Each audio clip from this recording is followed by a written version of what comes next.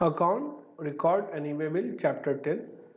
आपका जो first topic है उसमें क्या है, who is required to maintain books of account. तो काफी सिंपल है, who is required to maintain books of account, every registered person is required to maintain books of account and at which place, principal place of business. ठीक है, अब क्या है, उसके आगे क्या बोलता है, every registered person shall keep and maintain books of account at his principal place of business and books of account relating to additional place of business. समझिए, तो यहाँ एक आपको क्लियर टर्म समझना होगा। नीचे क्या लिखा हुआ है, where more than one place of business is specified in the certificate of registration, the account relating to each place of business shall be kept at such place of business. तो अब यहाँ पे एक आपको कंफ्यूजन होगा। Confusion क्या होगा कि प्रिंसिपल प्लेस ऑफ बिजनेस पे कौन से बुक्स को रखना है। ठीक है, दूसरा एडिशनल प्लेस ऑफ बिजनेस क्या होता है। तो समझिएगा, जब भी आप रजिस्ट्रेशन लेने जाते हैं तो वहां आपसे पूछता है पहला चीज प्रिंसिपल प्लेस ऑफ बिजनेस, मतलब वो जगह जो आपका, जहां से आप बिजनेस करेंगे, प्राइमरली जहां से आप बिजनेस करते हैं। ठीक है, उसके बाद आपसे पूछता है कि आपका कोई ब्रांच है, कोई दूसरा यूनिट है। तो वहां पे दो कंडीशन होते हैं, हो सकता है आपने ब्रांच के लिए सेपरेट रजिस्ट्रेशन ले रखा हो, ठीक है, तब तो वो डिस्टिंक्ट पर्सन के केस में कवर हो जाता है। लेकिन जब आप सेपरेट रजिस्ट्रेशन नहीं लेते हैं और सेम रजिस्ट्रेशन के अंदर अपने ब्रांचेस या दूसरी जगह, दूसरे डिफरेंट प्लेस ऑफ बिजनेस जो आपके पास है, एक स्टेट के अंदर, विद इन अ स्टेट जो डिफरेंट प्लेसेस है, जहाँ पे आपका, जैसे कि आपका शॉप 1 मान लेते हैं, एक तरह से एरिया ए में है, ठीक है, स्टेट के, आपका शॉप 2 एरिया बी में है, और आपका एक मैन्युफैक्चरिंग यूनिट है जो कि एरिया सी में है। ठीक है, तो हो सकता है आप area A, area B, area C के लिए सेपरेट रजिस्ट्रेशन लें। ठीक है, उस केस में शॉप ए का एड्रेस माने एरिया ए ही प्रिंसिपल प्लेस ऑफ बिजनेस है, एरिया बी भी प्रिंसिपल प्लेस ऑफ बिजनेस है, एरिया सी भी प्रिंसिपल प्लेस ऑफ बिजनेस है। लेकिन अगर ऐसा होता है कि आप कहते हैं नहीं, एरिया ए के लिए मैं रजिस्ट्रेशन लूंगा और एरिया ए के रजिस्ट्रेशन में मैं बाकी अपने 2 यूनिट को एडिशनल प्लेस ऑफ बिजनेस की तरह शो करूंगा, तो उस केस में ये हो जाता है आपका एडिशनल प्लेस ऑफ बिजनेस। तो उस केस में जीएसटी रजिस्ट्रेशन के अंदर अगर आप सेपरेट रजिस्ट्रेशन नहीं लेते हैं, same registration with in a state अगर आप सेपरेट रजिस्ट्रेशन नहीं लेना चाहते हैं, सिंगल रजिस्ट्रेशन रखना चाहते हैं, तो उस केस में आप एक प्लेस ऑफ बिजनेस को प्रिंसिपल प्लेस ऑफ बिजनेस कहिएगा और बाकी जितने भी प्लेसेस हैं विद इन अ स्टेट उसको आप एडिशनल प्लेस ऑफ बिजनेस की तरह शो करते हैं। ठीक है, अब जीएसटी क्या कहता है, इन एडिशनल प्लेस ऑफ बिजनेस का ही books of account principal place पे रखना जरूरी है, लेकिन प्रिंसिपल प्लेस पे उसका अपना बुक्स ऑफ अकाउंट उसको रखना जरूरी है। समझ गए, वही चीज यहाँ लिखा हुआ है, where more than one place of business is specified in certificate, कहने का मतलब additional place of business, the account relating to such additional place of business shall be kept at such place of business. समझ में आ गया, तो additional place of business का books of account उसके अपने एडिशनल प्लेस पर रखा रहेगा, नो प्रॉब्लम, बट उसका एक कॉपी प्रिंसिपल प्लेस पे भी रखना जरूरी है। क्यों? क्योंकि जो आपका फर्स्ट स्टेटमेंट कहता है वो कहता है every registered person shall keep and maintain books of account at his principal place of business. तो जब ये लाइन कहता है तो क्लियरली मेंशन करता है, अगर आपने additional place of business declare कर रखा है तो उसका बुक आप वहां पे रखिए, कोई प्रॉब्लम नहीं, पर उसका बुक आपके प्रिंसिपल प्लेस ऑफ बिजनेस पे भी मेंटेन होना चाहिए। ठीक है, अब आते हैं एक स्पेशल केस जहां कहा गया कि अगर ऑक्शन के थ्रू आप टी, रबर या कॉफी को बेचते हैं, टी, रबर और कॉफी का ऑक्शन होता है, तो उस ऑक्शन के केस में कुछ डिफिकल्टीज थी उन लोगों को, तो उन लोगों ने सरकार से अपनी गुहार लगाई और सरकार ने उनकी गुहार को सुनते हुए उनके लिए कुछ छूट दिया है। क्या छूट है आइए समझते हैं। In term of above provision, the books of account relating to each and every place of business are required to be maintained in that place itself. However, in case where goods like tea, rubber, coffee, etc. are supplied through an auction, the difficulty were being faced by the principal and the auctioneer. Principal मतलब कौन? जो चाय उगाता है, रबड़ उगाता है, माने कि जो ऑक्शन में गया है अपना सामान लेके गुड्स बेचने के लिए, वो प्रिंसिपल हो गया। ऑक्शनियर और बेसिकली आप कर सकते हैं एज अ एजेंट कर सकते हैं उसे, प्रिंसिपल एंड एजेंट, ठीक है। In maintaining books of account at each place and every additional place related to a stock of set good, तो उन्हें कुछ डिफिकल्टीज थी, ठीक है, मेंटेन करने में। तो उसके लिए कहा गया, it has been clarified that in such case the principal and the auctioneer may declare the warehouse where such goods are stored as their additional place of business। तो कहा गया एक चीज कि प्रिंसिपल जो है वो भी और जो ऑक्शनियर है वो भी, वो दोनों वेयर हाउस को अपना additional place of business declare कर दे, ठीक है। The buyer is also required disclose such warehouse as his additional place of business. और उसके बाद कहा जो खरीदार होगा, मतलब कहने का मतलब आप बाय द वे प्रिंसिपल थे, ठीक है, मैं ऑक्शनियर था, ठीक है, और एक बायर आया जिसने वो गुड्स खरीद लिया, तो मैं भी और ये हम तीनों मिलकर के क्या करेंगे, हम तीनों उस वेयर हाउस को अपना additional place of business declare कर देंगे अपने जीएसटी के अंदर, ठीक है। If you want to store the good purchase through auction in such warehouse, लेकिन ये जो बायर है उसके केस में कहा गया कि वो तभी ऐसा करेगा अगर वो चाहता है कि चाय या रबड़ या कॉफी खरीदने के बाद भी उसी वेयर हाउस में रखा रहे, तो वो ये कर सकता है, ठीक है। For the purpose of supply of tea through a private treaty the principal and an auctioneer may also comply with the said provision, ठीक है। Further, the principal and the auctioneer for the purpose of auction of tea, coffee, rubber, etc. or the principal and the auctioneer for the purpose of supply of tea through a private treaty may maintain the books of account relating to additional place of business at their principal place of business instead of such additional place of business. Such principal and auctioneer shall intimate the judicial proper officer in writing or the maintenance of books of account relating to additional place of business at their principal place of business। तो कहने का मतलब ये हुआ कि उस case में additional place of business पे कोई भी बुक्स ऑफ अकाउंट मेंटेन करने का जरूरत नहीं है। उस केस में आपको बस प्रिंसिपल प्लेस ऑफ बिजनेस पे बुक्स मेंटेन करना है, किनको, ऑक्शनियर को और प्रिंसिपल को, जो किन गुड्स के बिजनेस में है, टी, कॉफी और रबड़, ठीक है। पर उसके लिए उन्हें इंटीमेट करना पड़ेगा जुडिशनल के ऑफिसर को राइटिंग में, समझ में आ गया। तो अगर राइटिंग में लिख के दे देते हैं कि हमने वेयर हाउस को additional place of business declare कर दिया है, ठीक है, हमारे पास पॉसिबल नहीं है कि हम वहाँ पे अपने रिकॉर्ड को मेंटेन करें, इसलिए हम सारे record principal place of business में ही मेंटेन करेंगे, एडिशनल प्लेस ऑफ बिजनेस पे हम मेंटेन नहीं करेंगे, ठीक है। क्यों लाना पड़ा सेक्शन, इस कारण से ये सेक्शन कहा था इसके पहले वाला, क्लैरिफिकेशन क्यों लाना पड़ा, एडिशनल प्लेस ऑफ बिजनेस पे एडिशनल प्लेस ऑफ बिजनेस का बुक रखा होना चाहिए, ठीक है, इस कारण से, ठीक है, समझ में आ गया, कोई दिक्कत। ITC availment.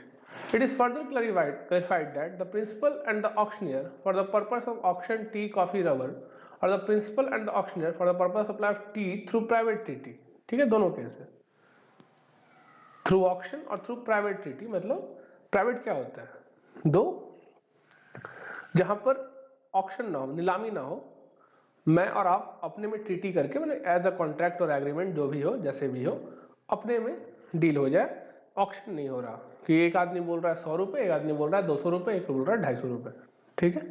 Shell be eligible to avail ITC subject to the fulfilment of other provision of CGST act, ठीक है।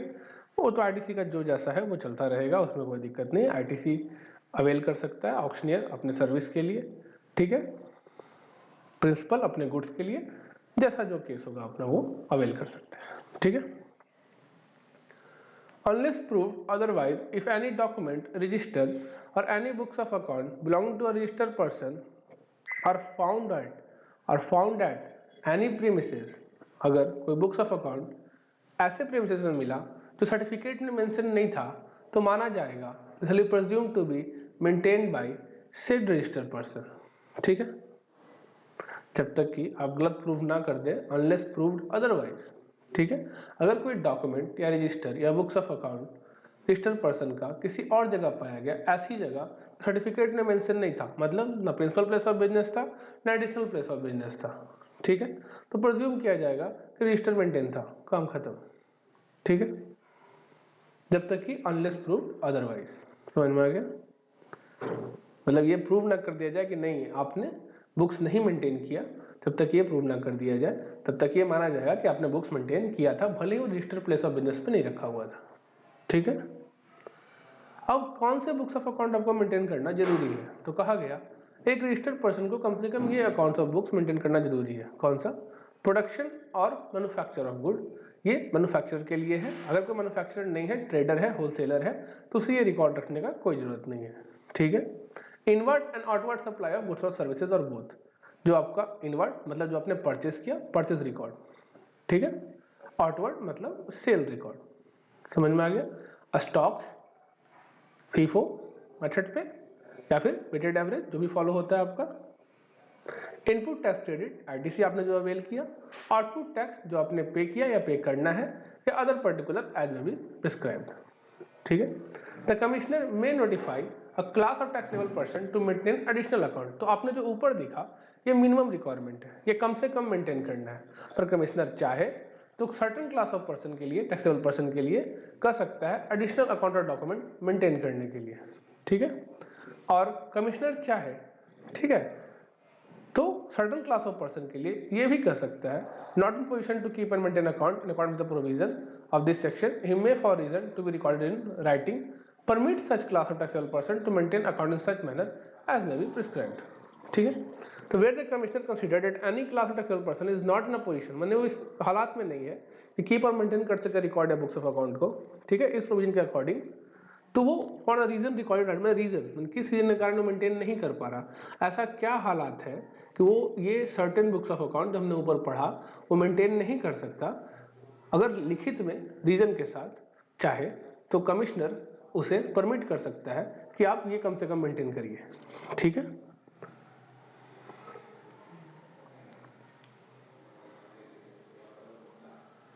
The additional record to maintain a specified person. अब कमिश्नर ने किन किन लोगों को स्पेसिफाई किया है कुछ और बुक्स ऑफ अकाउंट रखने के लिए।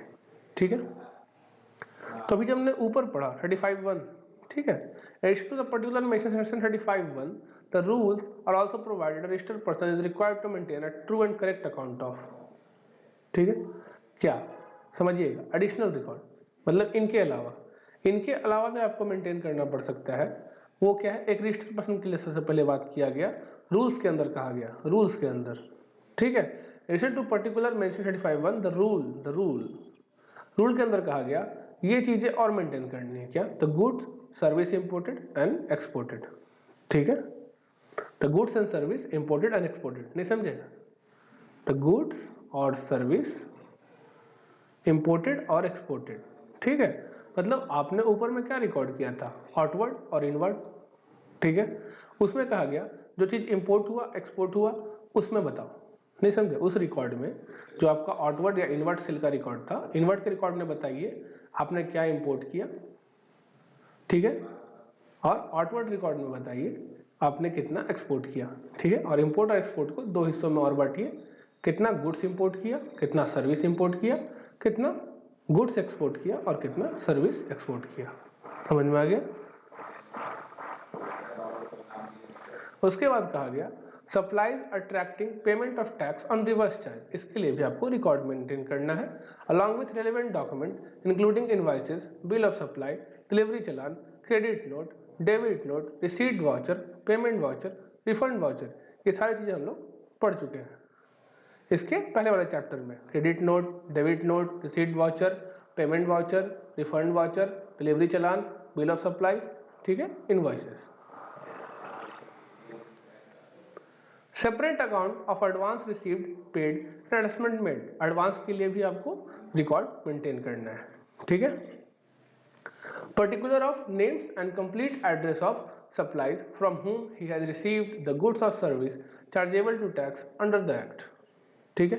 Names and complete address of person to whom he has supplied goods or service were required under provision of this chapter। उसने कहा आप प्रॉपर नाम, प्रॉपर एड्रेस किसका? सप्लायर का जिससे आपने खरीदा, क्या खरीदा? गुड्स या सर्विस लिया जो चार्जेबल टू टैक्स था अंडर द एक्ट। समझ में आ गया? जब रजिस्टर्ड पर्सन से आपने जो भी गुड्स और सर्विस लिया उसका पर्टिकुलर्स, किसका पर्टिकुलर्स? उस इंसान का पर्टिकुलर्स, उसका नाम, उसका एड्रेस। समझ में आया?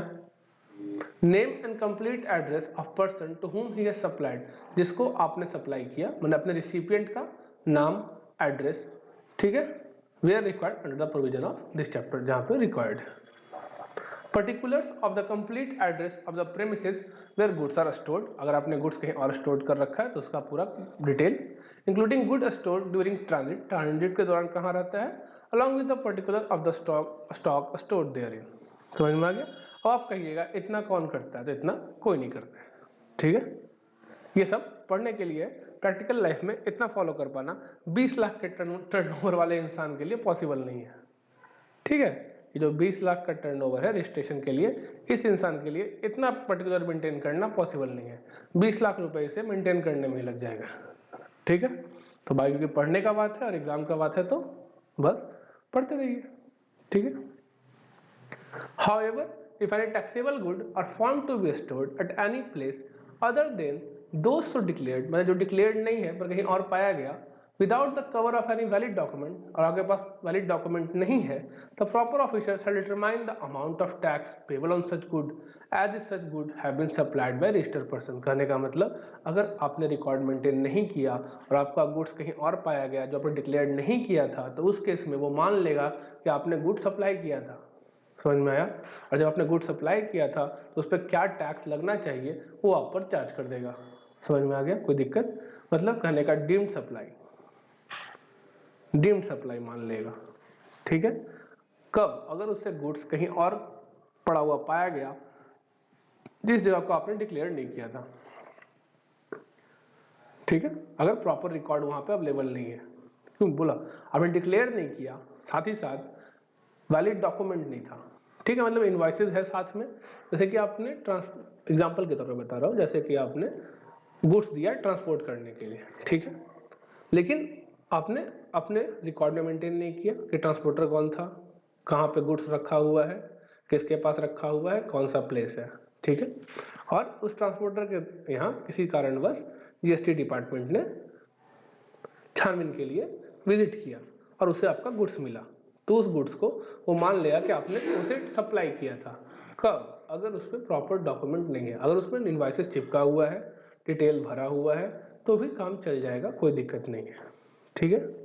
अ supplier is required to maintain following record relating to a stock of good and tax detail. However, supplier who has opted for composition scheme, पर composition scheme जिसने ऑप्ट कर रखा है, is not required to maintain such record. क्या maintain नहीं करना उसे, क्या मेंटेन नहीं करना ये बताया गया है, is not required to maintain such records, ठीक है। क्या, stock of goods, account of stock in respect of good received and supplied by him and such account shall contain particular of opening balance, received supply, good loss, stolen destroyed, return of dispose of और by way of gift of free sample and the balance of stock including raw material, finished good, scrap and wastage there of, ठीक है। समझिएगा। Supplier is required to maintain following record, ये record maintain करना है goods के case में, ठीक है। लेकिन जो बंदे ने कंपोजिशन स्कीम को ऑप्ट किया है उसे ये मेंटेन नहीं करना है, नहीं समझे, मतलब एक सप्लायर अगर अदर देन कंपोजिशन सप्लायर है तो उसे ये मेंटेन करना है, लेकिन अगर वो कंपोजिशन सप्लायर तो उसे ये मेंटेन नहीं करना है। क्या नहीं मेंटेन करना है, स्टॉक ऑफ गुड्स, ठीक है। तो स्टॉक ऑफ गुड्स जब मेंटेन करिएगा उसमें कम से कम ये डिटेल होना चाहिए, और टैक्स के लिए जब आप मेंटेन करिएगा तो उसमें ये डिटेल होना चाहिए। जैसे ऊपर आपको बोला कि आपको स्टॉक का डिटेल रखना है, पर उसमें क्या डिटेल कम से कम रखना है वो यहाँ बताया गया है, ठीक है। और वही टैक्स के लिए कम से कम क्या डिटेल आपको रखना है वो यहाँ बताया गया। Account containing detail of tax payable including tax payment reverse charge, tax collected and paid, input tax credit together with a register of tax invoice, credit note, debit note, levy challan issued or received during the any tax period, ठीक है। तो ये जो case था ये था एक normal बंदे के लिए जो एक रजिस्टर्ड पर्सन है, ठीक। अब आते हैं एजेंट के लिए। तो एजेंट को क्या रखना है, तो एजेंट को ऊपर जो था वो तो रखना ही रखना था, वो सबको रखना है, ठीक है, क्योंकि एजेंट भी एक रजिस्टर्ड पर्सन होगा। तो ये क्या है, ये है extra requirement. Every agent shall maintain account depicting the particular of authorization received by him from each principal to receive or supply goods or service on behalf of such principal। ठीक है, जिस भी प्रिंसिपल ने उसे authorise किया है उसका proper document रखना है। ठीक है, पर्टिकुलर ऑफ ऑथराइजेशन कि हाँ मुझे इसने ऑथराइज किया था, किन गुड्स और सर्विस के लिए ऑथराइज किया था, और हर प्रिंसिपल के लिए सेपरेटली रखना है उसे। ठीक है, particular including description value and quantity of goods service received on behalf of every principal. उसने प्रिंसिपल के बिहाफ पे कितना गुड्स रिसीव किया, कितना सर्विस रिसीव किया, इसका record. Particular including description value and quantity of goods service supplied on behalf of principal. उसने principal के बिहाफ पे क्या गुड्स और सर्विस सप्लाई किया, उसका record. Detail of account furnish to every principal. उसने क्या डिटेल फर्निश किया हर प्रिंसिपल को, उसका record. Tax paid on receipt और supply of goods service effected on behalf of every principal. उसने क्या टैक्सेस पेड किया है, ठीक है, ऑन रिसिप्ट और ऑन सप्लाई ऑफ गुड्स और service effected on behalf of every principal. ठीक है, मैन्युफैक्चरिंग के केस में, ठीक है, apart from other record, every registered person manufacturing good has to maintain monthly production account showing quantitative detail of raw material, service used in the manufacture and quantitative detail of the goods so manufactured including the waste and any byproduct। तो manufacture को ये record भी maintain करना है।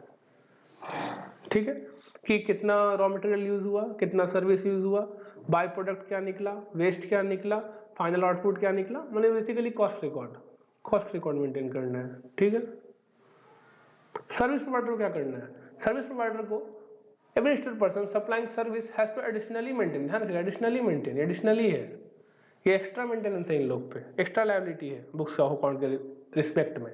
ठीक है, the account showing quantitative detail of goods use, जो goods use हुआ सर्विस को देने में, detail of input service utilise and the service supplied, input service जो यूज हुआ सर्विस को देने में और सर्विस जो सप्लाई किया उसने। ठीक है, वर्क्स कॉन्ट्रैक्ट वाले को क्या रखना है, आइए उसके बारे में देखते हैं। Every registered person executing works contract shall keep separate account for work contract showing the name and address of person on whose behalf the works contract executed. उस पर्सन का नाम जिसके बिहाफ पे वर्क्स कॉन्ट्रैक्ट ठेका उठाया है मतलब। ठीक है, description of value and quantity of goods और service received for the execution of work contract. ठीक है, मतलब जो वैल्यू है, क्वांटिटी क्या यूज हुआ है गुड्स और सर्विस का उस कॉन्ट्रैक्ट को करने में, मैंने क्या रिसीव हुआ था, value and quantity of goods और service received for the execution of works contract. Description of value and quantity of goods और सर्विस यूटिलाइज, क्या यूटिलाइज हुआ उस वर्क्स कॉन्ट्रैक्ट को करने में। Detail of payment received in respect of each works contract, payment क्या receive हुआ, the name and address of supplier from whom he received goods और सर्विस। ठीक है, custodian clearing and forwarding agent, इनको क्या करना है, इनके लिए रिक्वायरमेंट क्या है, any person having custody over the goods in the capacity of a carrier और a clearing and forwarding agent for delivery और dispatch thereof to a recipient on behalf of a registered person shall maintain a true and correct record in respect of such good handled by him on behalf of such registered person and shall produce the detail thereof as and when required by the proper officer। मतलब simple term में कहा गया, और आपने किसी और के behalf पे कस्टडी में गुड रखा है, ठीक है, उनके बिहाफ पे आपने रखा, आपका गुड्स नहीं है, तो आपको रिकॉर्ड मेंटेन करना है।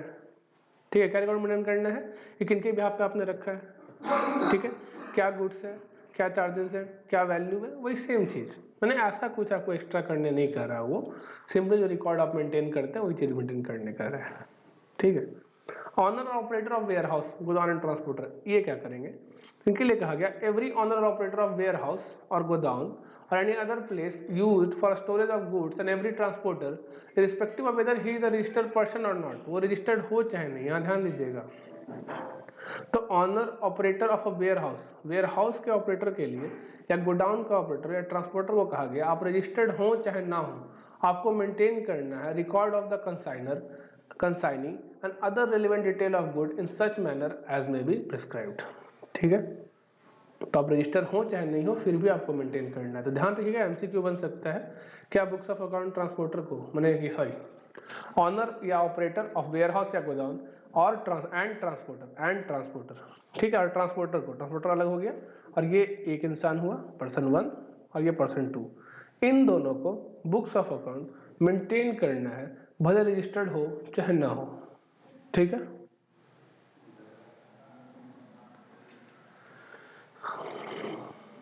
क्या कहा गया, if such person are not already registered they shall obtain a unique enrolment number लेगा, वो क्या लेगा?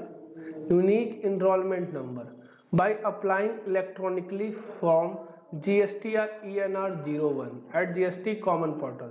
The person enrolled as aforesaid in any other state or union territory shall be deemed to be enrolled in state or union territory. अगर किसी भी एक state में उसने ENR ले लिया, ठीक है, यूनिक इनरोलमेंट नंबर ले लिया, ठीक है, GST ENR 1 भर के यूनिक इनरोलमेंट नंबर अगर उसने ले लिया तो रजिस्टर्ड नहीं था, अगर रजिस्टर्ड है तो उसको इसका कोई जरूरत नहीं है, ठीक है। अगर आपके पास यूनिक इनरोलमेंट नंबर है shall not be eligible to use on any of the GSTN, ठीक है। लेकिन अगर आपके पास GSTN है तो आपको UEN लेने की जरूरत नहीं है, तो वही कहा enrolment if not already registered, अगर आप रजिस्टर्ड नहीं है तो आपको बुक्स तो मेंटेन करना है, तो गवर्नमेंट कैसे जानेगा कि आप ट्रांसपोर्टर है कि नहीं, आप ऑपरेटर है कि नहीं गोदाम के, वेयर हाउस के।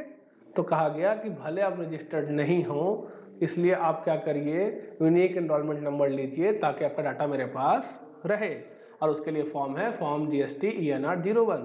तो अगर आपने वेयर हाउस खोला है तो आपको रजिस्ट्रेशन लेना पड़ेगा या फिर आपको यूनिक एनरोलमेंट नंबर लेना पड़ेगा। समझ में आ गया? अगर आपने किसी एक स्टेट में यूनिक एनरोलमेंट नंबर ले लिया तो वो नंबर सारे स्टेट के लिए मान्य होगा। ये नहीं कि आपको हर स्टेट में जाकर के, जैसे GST के केस में हर स्टेट में जाके आपको यूनिक एनरोलमेंट नंबर, हर स्टेट में जाके GST लेना पड़ता है, लेकिन यूनिक एनरोलमेंट नंबर अगर आपने एक स्टेट में ले लिया तो आपको दूसरे स्टेट में लेने का जरूरत नहीं है, ठीक है। अब ट्रांसपोर्टर का मतलब बताया है, ठीक है। Any person engaged in the business of transporting goods shall maintain record of goods transported, delivery and goods store, sorry तो मतलब नहीं बताया, बताया क्या मेंटेन करेगा। Any person engaged in business of transporting goods shall maintain record of goods transported, deliver and goods stored in transit by him along with GSTN of register consignor and consignee। अगर register consignor consignee के लिए कर रहा है तो उसका GSTN भी अपने डाटा में रखेगा, रिकॉर्ड में मेंटेन करेगा, क्या गुड्स भेज रहा है, ठीक है, कौन कंसाइनर है कौन कंसाइनी है, ये सब डिटेल।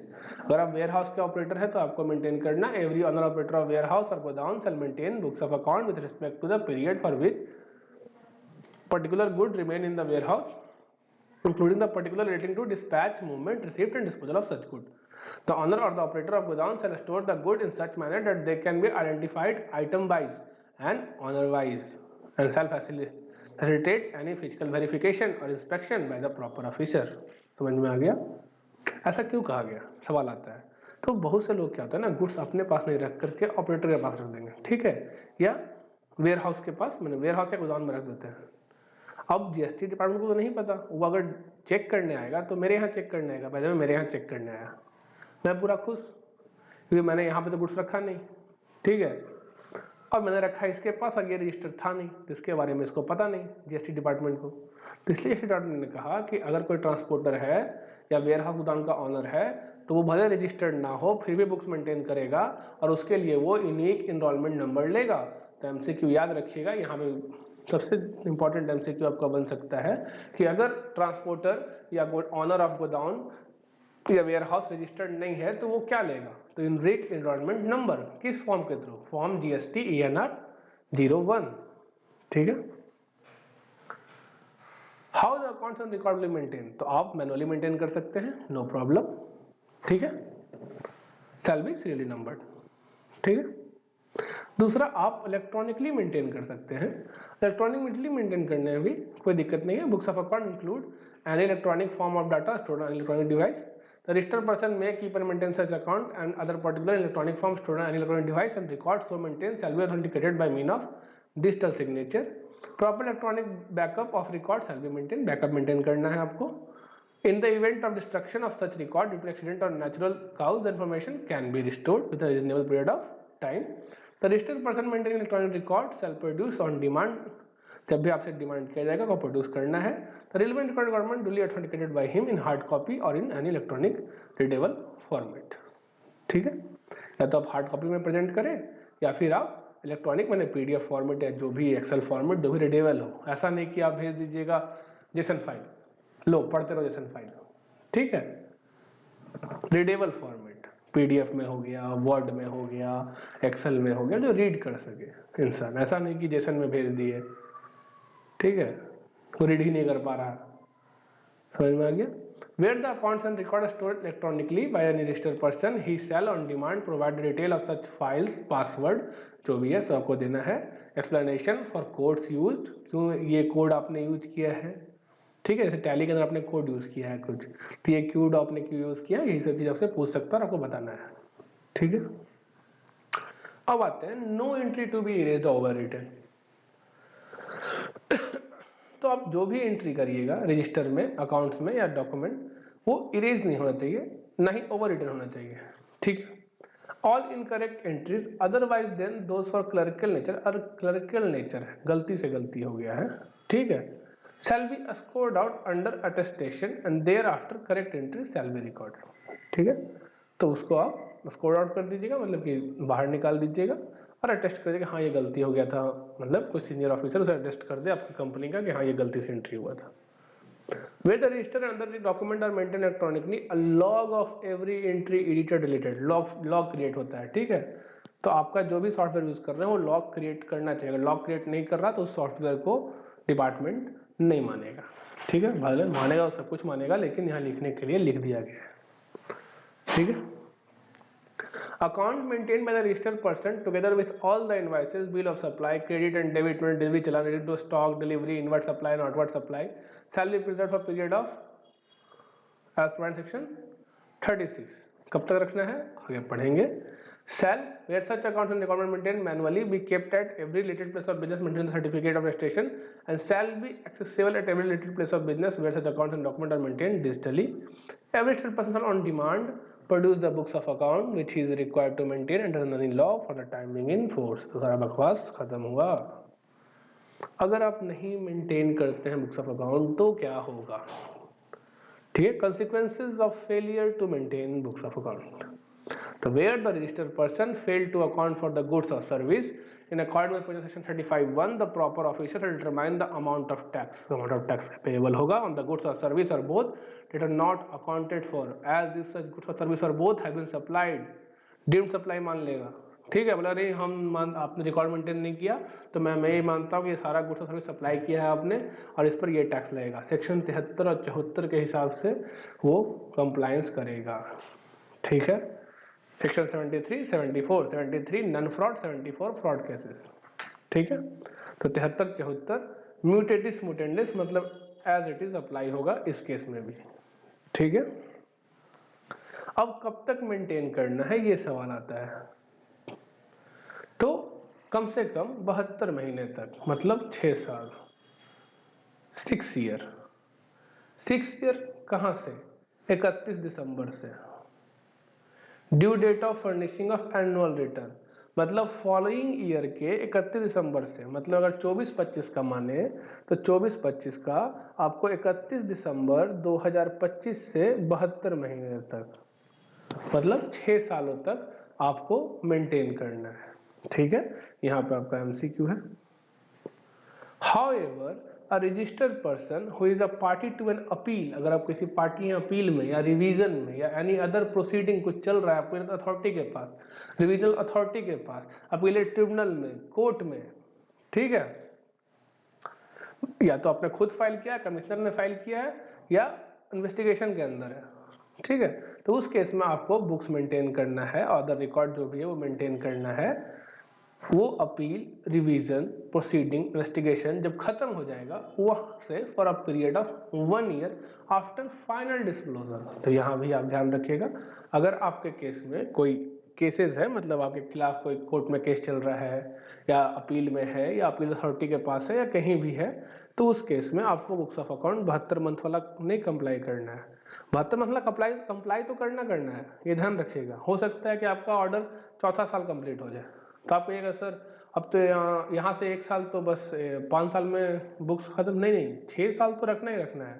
लेकिन किसी कारण बस ये कोर्ट केसेस आपका 6 साल के बियॉन्ड चला गया, तो वह उस केस में जिस दिन कोर्ट केस फाइनल होगा, मतलब 8वें साल फाइनल हुआ, तो आपको 8 + 1 9 में 9 साल तक बुक रखना पड़ जाएगा, आया समझ में। लेकिन अगर कोर्ट केसेस चौथे साल में निपट गया, ठीक है, तो यहाँ से आपने 4 + 1 5, 6 साल तो मिनिमम रखना है, ठीक है, एमसीक्यू बन सकता है कि आपका कोर्ट केसेस खत्म हो गया इस ईयर को, इस साल का था, इस ईयर को खत्म हो गया, आप बताइए बुक्स ऑफ अकाउंट कहाँ तक रखेगा। तो पहले आप क्या जोड़िएगा, 72 मंथ कब कंप्लीट हुआ, ठीक है, और 1 year for from final disposal, ठीक है ना, फाइनल डिस्पोजल प्लस 1 ईयर, इसमें से जो लेटर होगा, जो दिन बाद में आएगा, वहां तक मेंटेन करिएगा, ठीक है, चाहे ये बाद में आए चाहे ये बाद में आए, तो 2 डेट निकालिएगा। सिंपल केस में बस 72 मंथ, लेकिन अगर केसेस का हो, मैंने कोर्ट केस हो, चाहे अपील हो, चाहे कुछ भी हो, उस केस में आप देखिएगा कि 2 केस है, 72 मंथ और 1 year from the final disposal, ठीक है, और फॉर पीरियड स्पेसिफाइड अबव, मतलब 22 मंथ और 1 ईयर फ्रॉम आफ्टर डिस्पोजल। समझ में आ गया। तो अभी के लिए यहीं पे छोड़ देते हैं।